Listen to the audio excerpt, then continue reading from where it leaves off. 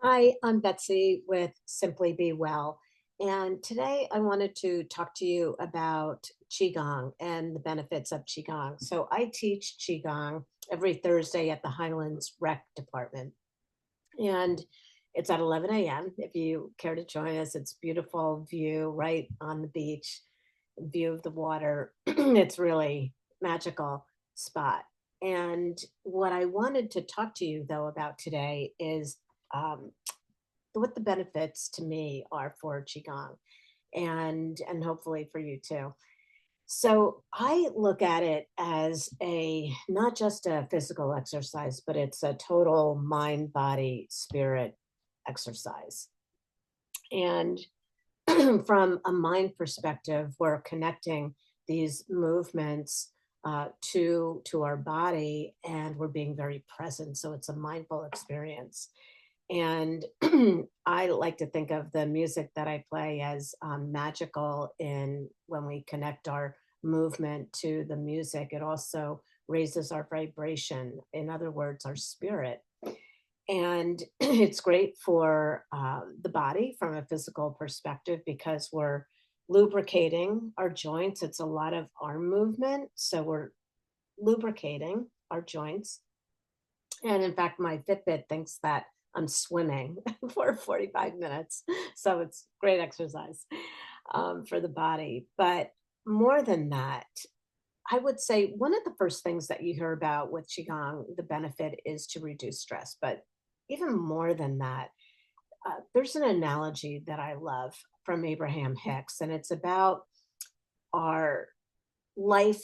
Think of it as a river, and we can either flow downstream with going with the flow, or we can try and paddle as hard as we might upstream against the current. So the premise is to flow. When we have flow downstream, our life becomes easier. And sure, we might bump up against some rocks, but the idea is to flow around those obstacles and challenges in our life. So that's the whole picture that I love to think about it as the benefit to qigong. And so what does that, allow us? What is flow? What does removing resistance allow us to do? So many things. Just to name a few would be process our emotions. So when we're in flow, we're not in resistance, and we allow both all of our feelings to be experienced, and then they flow out of our body, out of our mind, so that it doesn't manifest in some physical issue. So many things that it could develop into. And I guess I would just say that again, there's so many things that flow, can be. But when we look at our life, and I have to say, when I think about things that I'm thinking about throughout the day, a lot of the time I am in resistance. And if I could just reframe, something, even those challenges, and be more accepting of these challenges. And I'm not saying to accept, something that you can change. That's not what I'm saying.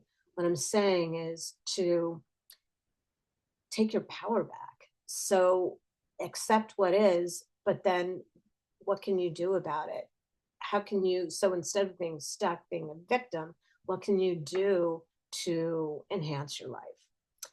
And I guess the other analogy that I like to use this river analogy for is to, again, flow towards what you want instead of trying to paddle upstream against the current, against resistance.